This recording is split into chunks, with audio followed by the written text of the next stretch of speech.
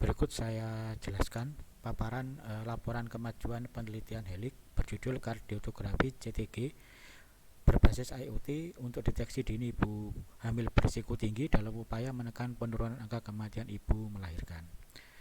Dengan ketua saya sendiri Subono, kemudian anggota Bapak Alvin, Ibu Vivin Arifardani, Ibu Ika Nur Samsiana, dan Ibu Dr. Anis Agustina. Jadi beberapa masalah yang berhasil saya survei antara lain adalah meningkatnya angka kematian ibu dan angka kematian bayi pada saat pandemi. Kemudian terbatasnya alat pemeriksaan karena harganya cukup mahal serta hanya terdapat di rumah sakit besar. Susahnya akses menuju fasilitas kesehatan dan kurangnya pengetahuan masyarakat akan pentingnya pemeriksaan kehamilan. Kemudian solusinya adalah menciptakan alat pemeriksaan ibu hamil berbentuk kardiotografi yang terintegrasi dengan website dan Android. Kemudian kartu SCTG yang dirancang itu menggunakan sensor piezoelektrik dengan menggunakan fetal Doppler dan sensor elektromiograf, yaitu untuk otot, ya, sehingga memiliki harga yang lebih murah serta dapat memiliki mobilitas yang lebih tinggi dikarenakan dimensinya yang kecil.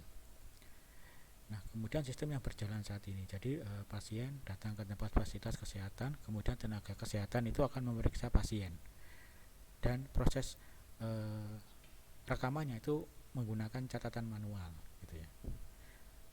Nah, kemudian berdasarkan diskusi dengan mitra, terutama hal ini adalah Puskesmas Badean di Kecamatan Blimbing Sari, Kabupaten Banyuwangi, itu didapatkan usulan yang sudah saya rekam, yaitu dengan menggunakan aplikasi Android dan berbasis web, di mana nanti monitoring dari detak jantung bayi dan EMG melalui petugas kesehatan, bidan ataupun perawat itu bisa langsung masuk ke database pusat, sehingga bisa diakses oleh tenaga kesehatan setingkat dokter dan maupun disimpan di instansi kesehatan yang lebih tinggi untuk keperluan rujukan. Ini adalah alur kerja yang diusulkan. Nah, kemudian dari proses pelaksanaan itu adalah pertama perancangan prototipe, pembuatan perangkat, pengujian, dan melakukan evaluasi. Hasil rancangan dan aplikasi ini menggunakan fetal Doppler dari sensor piezoelektrik dan EMG elektromiografi, di mana perangkat-perangkat yang ada mulai dari prototipe dan hasil pembuatannya itu bisa dilihat pada gambar ini, di mana alat-alat itu terdiri dari sensor Doppler, kemudian EMG, kemudian masuk ke dalam database, baik itu yang offline ataupun online melalui perangkat set-top box yang sudah dirancang sedemikian rupa sehingga mampu menyimpan data daripada EMG maupun detak jantung bayi, sehingga ini bisa digunakan oleh tenaga kesehatan untuk menyimpulkan apakah bayi tersebut ada gejala abnormal ataupun dalam gejala normal, seperti itu. Ini adalah rancangan aplikasi dengan menggunakan Android, di mana yang pertama itu adalah tampilan login, kemudian ada semacam sinyal detak jantung yang atas, kemudian yang bawah adalah sinyal kontraksi otot di perut ibu hamil.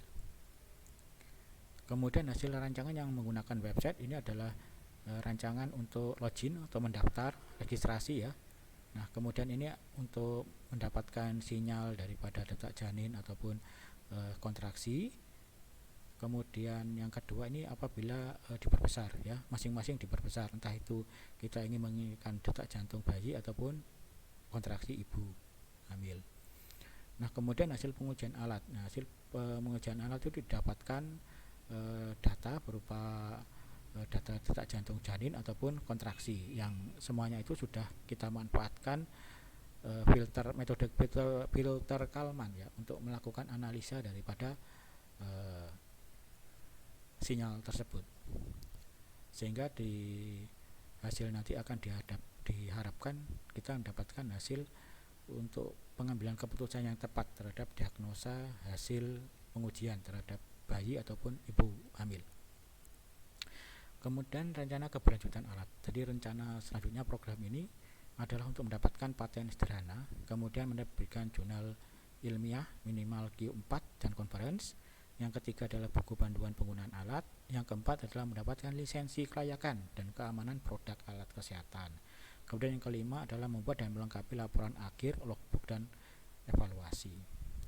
Nah, hasil-hasil yang dicapai dalam hal ini adalah dari konsolidasi dengan Vaskes, perwarupa alat, pengujian perangkat JTG, revisi perangkat berdasarkan saran tenaga kesehatan, pengambilan data, analisa, usulan paten maupun publikasi jurnal dan konferensi termasuk buku panduan. Dalam hal ini dari yang ditargetkan 100% saat ini bisa mencapai antara 76 sampai 80%. Total target yang berhasil kita hasilkan sampai saat laporan kemajuan ini. Terima kasih. Berikut paparan dari saya ucapkan terima kasih. Wassalamualaikum warahmatullahi wabarakatuh.